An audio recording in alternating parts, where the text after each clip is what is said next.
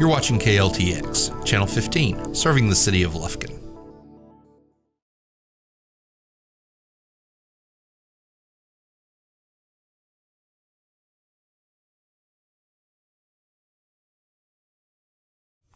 Today on Screener to Stream It.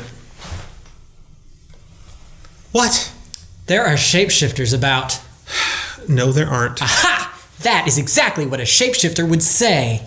I am not a shapeshifter. Prove it. How do I know that you are you? Because I am the one with good taste. And you're the prude in the hat. Okay.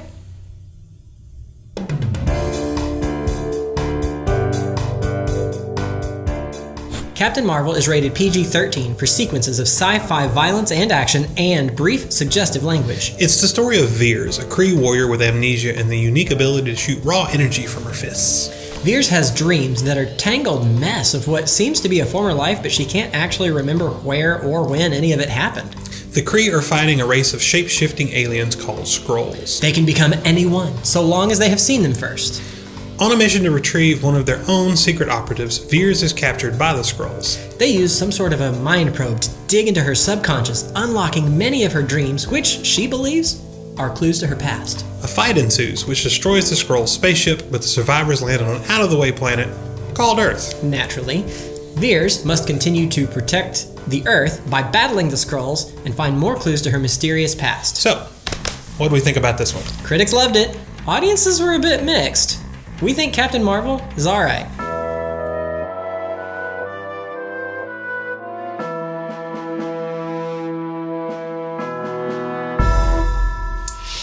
Alright, Captain Marvel, another origin story! Oh boy!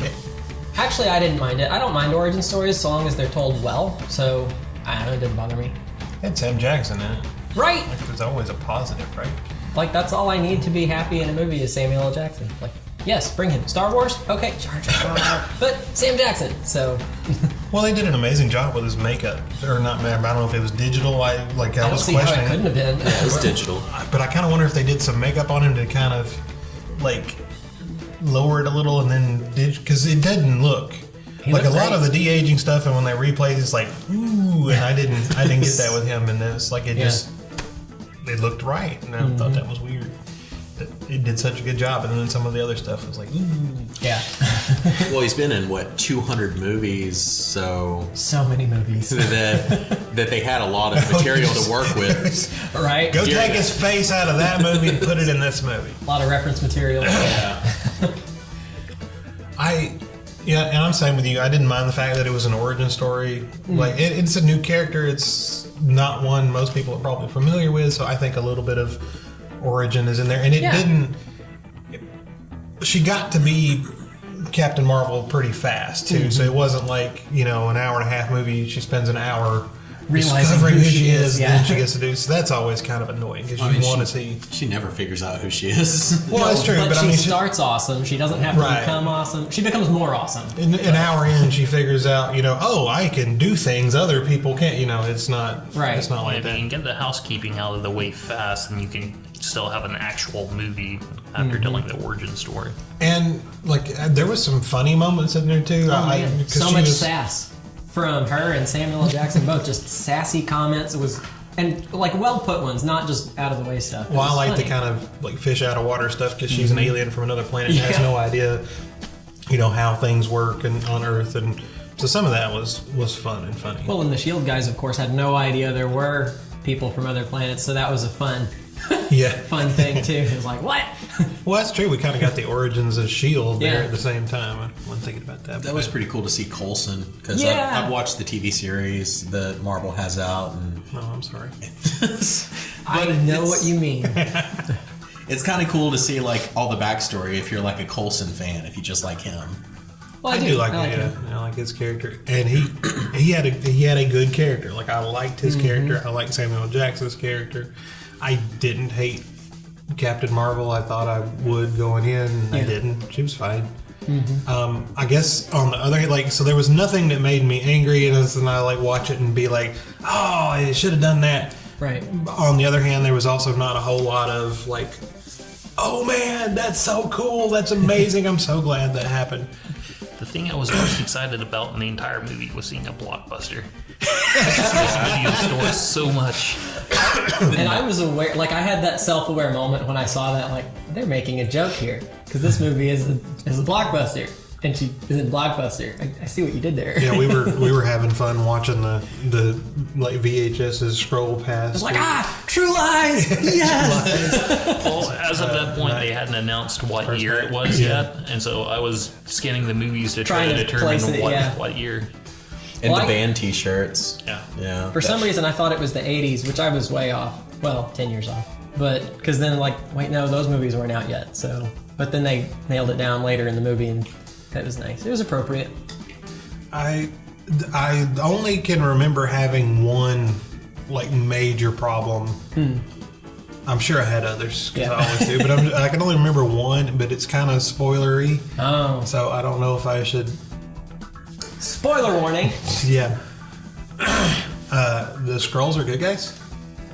That was surprise. I found that as a pleasant surprise, which I don't know why, because normally that kind of would annoy me. But I guess it's because I was expecting different twists to happen that then didn't. Like, because I was expecting the mentor guy to be a Skrull. Like that's the twist I expected. But they didn't give me that. They gave me different twists, so I was happy. So here's why they can get away with that. Because if you go back to the Captain America movies, a lot of what the Skrulls did in Secret Invasion, they had Hydra do. And so they left the Skrulls free to kind of be what they needed them to be later. Yeah, but... You mean the Skrulls were doing stuff in the comic that didn't make it into the movie that they had Hydra do in the movie instead? Yes. Okay. Like the whole actual Secret Invasion. Right. The invasion was Hydra invading. But one of the very noted problems with Marvel movies is the villains, right? Right. Yeah. And so we had this whole like massive group of villainous people, and make them the good guys. Like, we don't need villains, we're good. And it was like, oh, but because I was kind of, I like the Skrulls. I mean, I don't like the Skrull, but I like what happens with them. Yeah. And so I wanted to see, because is that going to take them out of other movies where they can't? Not necessarily. It occurred to me that it still could come around that they did start all the trouble in the first place, and kind of like it's a false thing, like they have just tricked her into thinking they're good. Maybe we'll see in a sequel. I can almost guarantee that is not going to happen. That's not where they're going? Because Okay. I was reading an interview with I think it was the director, or it could have been the writer, but as they were writing the story, there's a lot of political stuff that's going on currently that they saw the Skrulls and are like, hey, that we should like run with this, since this is kind of where the plot's going. And so it's very intentional at this point in time.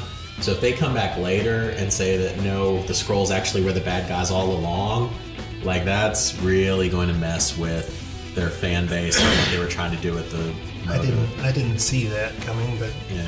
Well, I didn't see them being the good guys. I guess I more meant they could just say everybody's bad guys. The Kree are bad, the Skrull are bad. They're all bad. They're just causing trouble. Well, when she, towards the end, when they show up and they're like, "We need your help. You've got to come with us," I thought, well, they're going to downplay the horribleness. They're going to probably double cross her at some point, do something.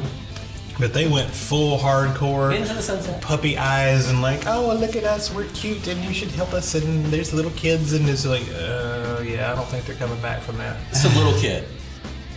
Hulkling or not? I mean, I'm seeing it. I think it makes sense, especially with the direction the movies have been going. If they wanted to introduce Hulkling, all they got to do is him, was it 15, 20 years later? He'd be around the right age. He could be. I have to say, with Marvel Comics, anytime they've ever gone into space, I've just completely lost interest. Really? I like everything Well, more Earthbound. is that more of my philosophy of once you get so big, it just doesn't resonate anymore? It doesn't mean anything? I think so. Anytime the X-Men go into space, yeah, check out Fantastic Four. Yeah. So you didn't like Guardians? So. Okay. I like it first as a one a lot. movie, but it's enough away from the Marvel universe, like movie-wise, like that I can look at it as its own kind of thing. Well, one of the things I always say is when the superhero movies come out really good, it's usually because they're not superhero movies. They're a action movie, an adventure movie, a sci-fi movie, a comedy, whatever, with superheroes in it as kind of their main characters. I think this one kind of teeters on the line. Like, it's kind of an action, it's kind of a comedy, but then there's some very, like, superhero-y moments where it's just, like, superhero for the sake of being superhero. And there were a few things that annoyed me, too. Like, mainly, okay, so she's got essentially, like, energy laser beams she shoots out of her hands that can apparently destroy a, like, starship battle cruiser. Not like a spaceship. Like, a made-for-war battle cruiser. Blow it right up. But she shoots a person with it, they fall over, and they get back up and they hit her again. The heck? Well, it's kind of like the Superman Like, thing, right? You boom! got to depower them enough that somebody can fight against them. Well, I mean, I don't have a problem with her not being able to just slaughter people with it, because, well, I mean, that would have been awesome, but rated R. Which would have been fine. She just hits them into food. Yeah, I'd have been fine with that. Or just a puff of dust. That'd been fine. But don't let her blow up a big spaceship if she can't blow up a person. Like, it doesn't make sense. That doesn't compute. One or the other. Like, pick where you're going to go and go full bore that way. Well, and the flying, like, flying gets me. And I know superheroes fly, but or some superheroes fly. Some superheroes fly. But it just never does. It doesn't translate. Like, the physics doesn't work. Like, my brain can't. Especially when they CGI it and they start zipping around really fast. And it just, I don't know. It's one of those, like, breaking moments where it takes me out of the film and it's Right. like, oh, CGI flying, not, actual flying. I don't think I had that problem with, like, Christopher Reeve's Superman because it wasn't CGI, but it was slower. And I think a lot of it, for me, has to do with the fact that CGI is so prevalent today. Like, because I remember watching movies as a kid that no one's ever going to get to experience this again. I don't even get to experience it. You watch something and you're like, how did they do that? Like, they have a guy flying. Like, how did they? And there's always some neat, trickery. He's on wires and got fans or whatever. And everything now, even if it's not a man CGI, now they just did it in the computer, and that kind of takes some of the magic out of it. And I'm sure if I go back and look at the old Supermans, it looks corny and cheesy, and I can be like, oh yeah, you can, like, see where the wires and there was, Some of them hold up. Especially once Kanan took over. It never goes well, does it? But yeah, it's just, I don't know it. And I know, like, it's Captain Marvel; she has to fly. Sure. It'd be like Superman not flying, but at the same time, it just it didn't work. So I want to go back to something you said about how, like, the greatest superhero movies aren't really movies about superheroes. They're about people. Yes, yeah. And I did find it interesting that the two characters that I ended up liking the most in the movie and caring the most about were Rambo, who's clearly not a superhero. Rambo. They pronounced it Rambo. I know, like, what? But I think that a lot of what she brought to the table in terms of getting the story to go along, it was important. And I think friend? I would, her Okay, yes, her Air Force friend, remembering it, yeah. who has the daughter. Yes. And I like that. I would have hated the movie if they didn't have something there to actually make me care about the characters. Because a lot of the characters, they were just very one-dimensional. We're a warrior, we're police, we're trying to figure it out. And then, Rambo comes in, and it's like, hey, there's real people that exist in this universe, just in case you wanted something to care about. Here's my daughter. Yeah. And it's like, okay, yeah, now I can actually kind of care. Daughter is really I cute. love the little girl. She was so cute. And then the second character would, of course, be Goose.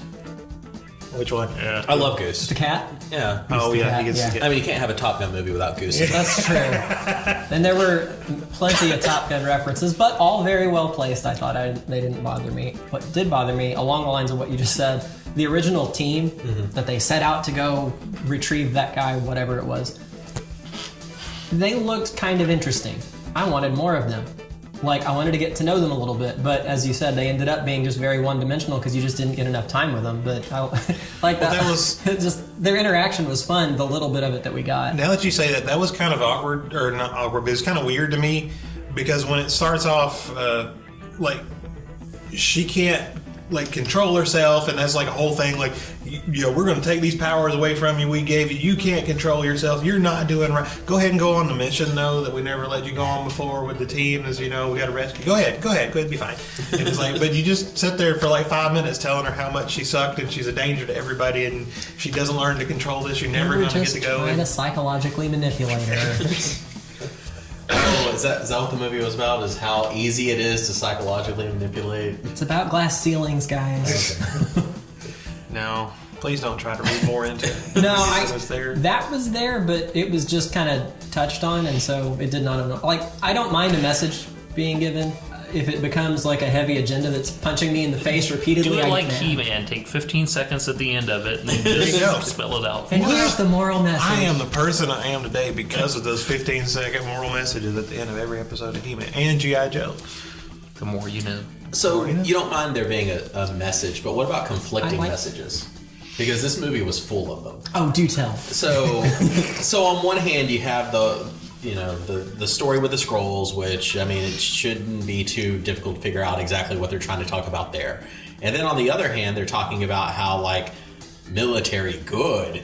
And so it's like you're kind of crossing your lanes here of what your political message is in your movie. And I'm pretty sure they got support from the Air Force. This is basically kind of a recruiting effort by the Air Force on some level. Maybe it's a tricky attempt to just bring everybody in. Like, half of the people can be rah-rah for the Air Force, and everyone else can be happy too. But you know what? If you try to make everybody happy, you usually alienate most people. Aliens. True. Wah, wah. So why were some of the Kree blue? Like, there was no explanation for that. Is it just a thing? Like, they just have all shades of Kree? You Well, mean like like Kree were blue. Ronin and... No, they weren't. Some of them were like pale-faced like us. I think like actual Kree are blue, and some of them they had like an image change. That's true. She was supposed to be Kree at the start and was not, and the captain guy wasn't. Yeah, he wasn't. He looked perfectly human. Yeah. As human as Jude Law looks. Yeah, it's kind of... But I don't know. And it's fine. You don't have to explain that, but I did wonder, like, okay, I guess they have blue blood. Why not? Okay. It's fine. Nobody makes me bleed my own blood. So, I don't know. I don't think probably the scroll was the only one I felt heavy-handed. Yeah. Like, you could probably point them out to me and I'd be like, yeah, I kind of see that. But it definitely, like, as I'm watching the movie, I'm like, yeah, they're trying to, I got you. But the rest of them, I didn't really, it didn't overpower me. And then I'm the same way. Like, if you're going to have a moral message, great. But don't beat me over the head about it. Don't make that what the purpose of the movie is to try to push whatever your agenda is, good, bad, whatever. It doesn't matter. It's still... Yeah, present your point of view, don't push your point of view. That's the difference. I guess. So. And I didn't, and that was one of the reasons I went in this thinking I wasn't going to like it, because I was afraid it was going to be I'd heard that very too, preachy, because that's what people had said. Oh, it just, it's all about feminism, or it's all about glass ceilings, or it's all about, immigration. Oh, it's all about, and it's like, nah, not really. It's not near as bad as... Fortunately for me, Captain Marvel is a character I've never cared about whatsoever. So they can do what they want with this, as long as they are not ruining my childhood and my other characters. Well, and I think that's part of the reason I think the scroll bothered me, because I'm the same way. Never watched Captain Marvel, never read Captain Marvel. Which is true. Most of them, I just wasn't a Marvel person. So most of the Marvel movies I go to, unless it's Hulk or Spider-Man or something like I never read Captain America, I never, Thor, any of that. And so when I show up, you gotta have a blank slate and it's fine. But the Skrull, the Skrull, I know because they're in a lot of stuff, and you kind of mess with the one thing I actually knew. Was anyone waiting for an Easter egg that didn't happen? Because I was waiting for a Rogue reference in there. Because it's where Rogue gets. I wasn't, but I did really like the Stan Lee tribute at the beginning, and then on the bus. Oh, the bus was just weird to me, though. So did they pull that from another thing? I don't know. I don't know where that came from.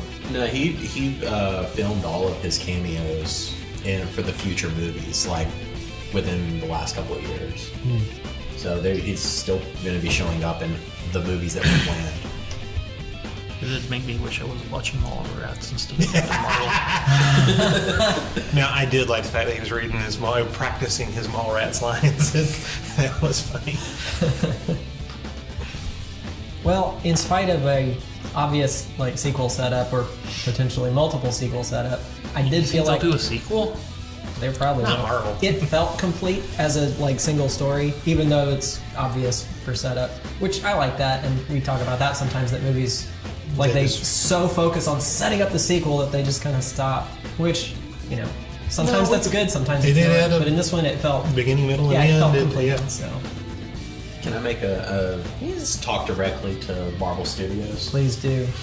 Marvel Studios, I have zero interest in seeing a sequel to Captain Marvel, but I would love to see a prequel focusing on Marvel, kind of like Captain America: First Avenger.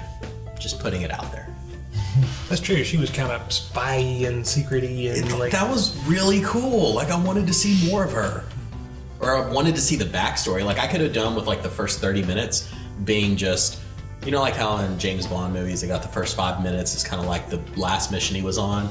Like, I want to see like 15, 20 minutes of like what her mission was before we jump into the current stuff. But yeah.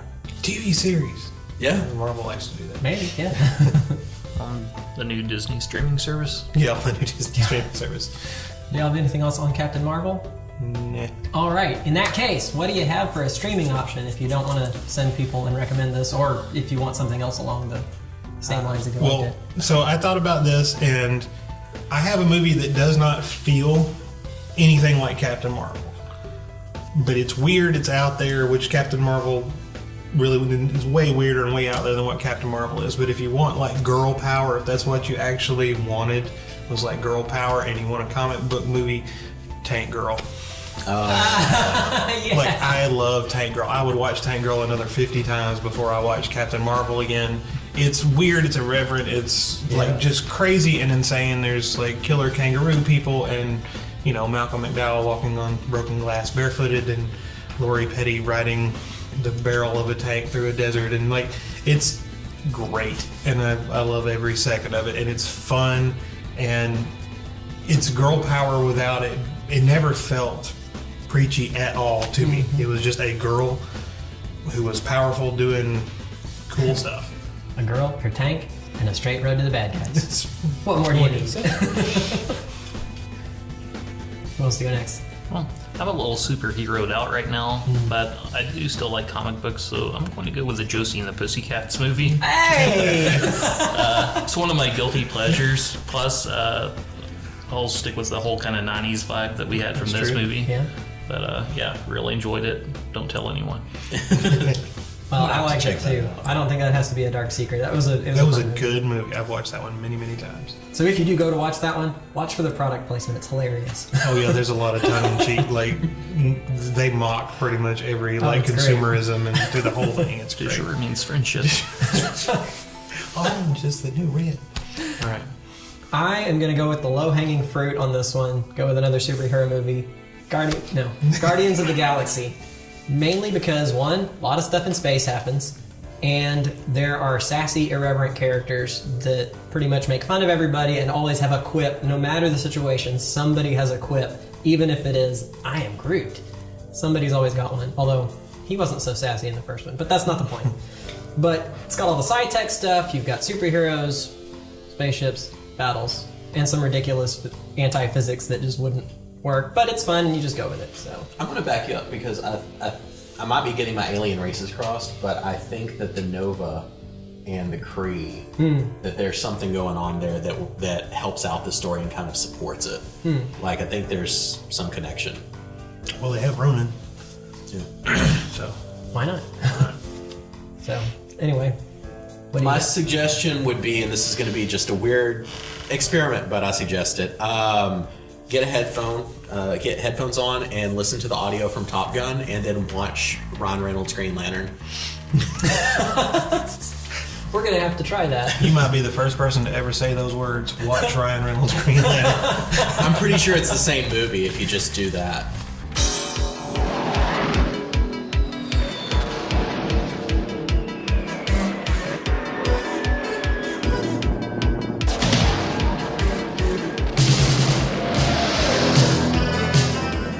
send you up against the best. Yes, sir. You two characters are going to Top Gun. I feel the need for speed. For 5 weeks, you're going to fly against the best fighter pilots in the world. You guys really are cowboys. I don't like you because you're unsafe. That's right. I am dangerous. The wild card flies by the seat of his pants. Yeah, I guess when I see something, I go right after it. It takes a lot more than just fancy flying. Gentlemen, this school is about combat. There are no points for second place. You figured it out yet? What's that? Who's the best pilot? No, I think I can figure that one out on my own. Again, that's one of those that's like universally hated that I didn't hate. Like I walked out, I was like, oh, they missed such an opportunity. But oh, well, it was all right. And walked out. And then everybody just said, Yeah, no. everybody's like, this is terrible, worst thing ever. Oh, okay. Well, I missed it, so I have not been. You part of shouldn't. I shouldn't watch it. Okay. Unless you do it with the Top Gun soundtrack, apparently, then go for it. All right. Give me Logan's oldie. That's right. Danger Zone.